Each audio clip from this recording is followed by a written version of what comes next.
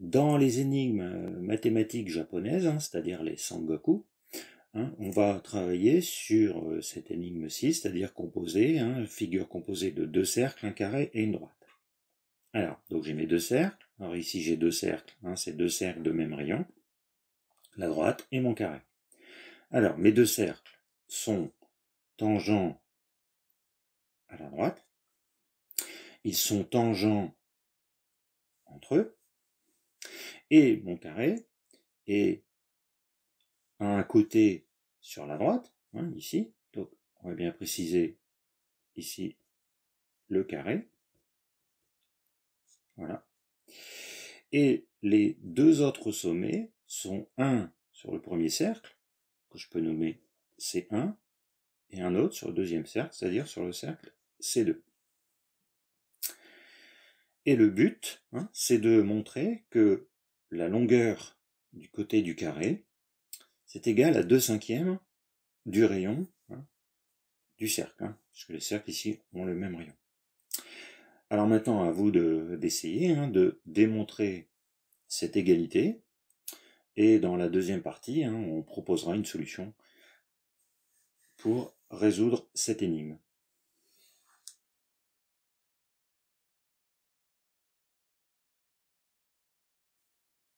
Alors, dans cette énigme géométrique, donc j'ai mes deux cercles, mon carré et ma droite. Mes deux cercles sont tangents à la droite, hein. Donc ici, j'ai le point de tangente. Donc, si je trace un rayon, hein, que je fais par exemple A, et ici, je vais l'appeler H. AH est perpendiculaire à la droite. Voilà. Je vais maintenant utiliser ce point-ci, que je vais nommer B, et je vais tracer perpendiculairement. Alors, on va mettre ça en couleur.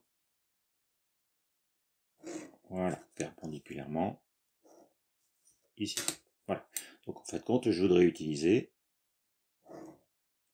ce triangle rectangle. ABC, rectangle en C. Alors, si je reviens un petit peu sur ma figure, mes deux cercles ont le même rayon. Ici, il y a le point où les cercles sont tangents. Et si je trace la droite perpendiculaire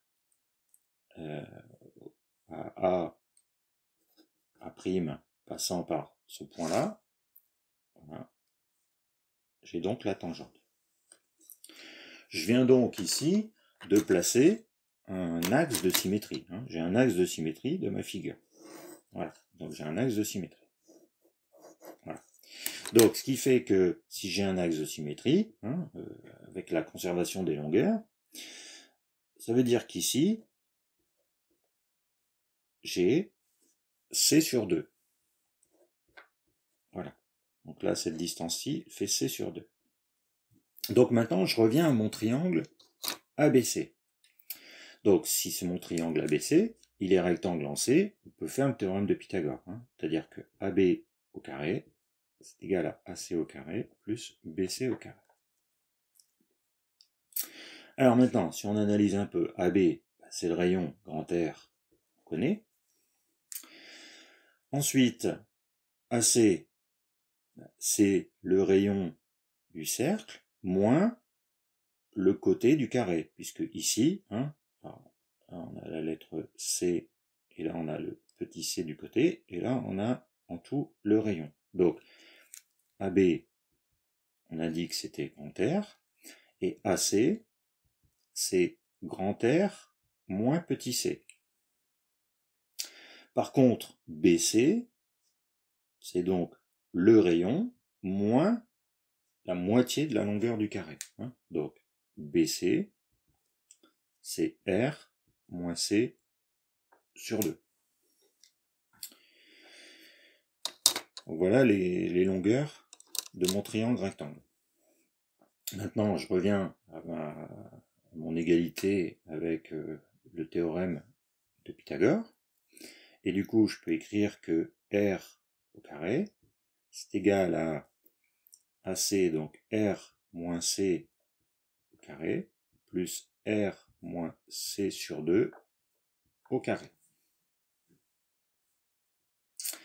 Bon, là on a des identités remarquables, hein, donc on peut facilement développer. Donc r au carré moins 2rc plus c au carré plus r au carré moins, alors 2 fois r fois c sur 2, bah, ça fait rc, plus c au carré sur 4. Voilà, ça fait ça. Et puis ensuite, si on met tous les membres, hein, tous les nombres dans le même membre, ça veut dire r au carré, on va le changer de membre. D'un côté, on aura donc 0. Et là, on a un r au carré, donc il y aura un moins r au carré, ça va en supprimer 1, donc il va nous en rester 1. Hein. Donc là, il va y avoir le r au carré ici. Voilà, lui, il est pris. Il y a moins 2rc, moins rc, donc ça fait moins 3rc.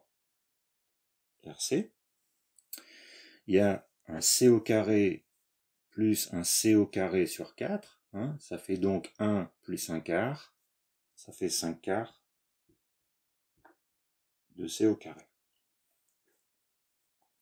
Et ça, c'est équivalent, hein, à l'équation, donc c au carré, donc 5c au carré, moins 12rc, plus 4r au carré égale 0. Hein. J'ai multiplié chaque membre par 4 pour ne plus avoir la fraction. Donc ici, j'ai un polynôme du second degré. Je sais factoriser, ou je sais en tout cas résoudre ce genre d'équation. Il faut que je calcule le discriminant. Hein. Donc b carré, c'est-à-dire 12r au carré, moins 4 fois 5 fois 4r au carré.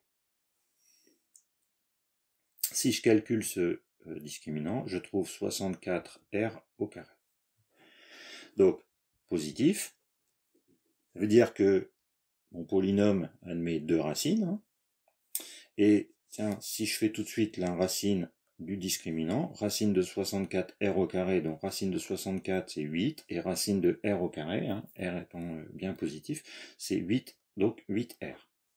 Donc, j'ai 2 racines, moins b, donc 12r moins 8r sur 10, 2a,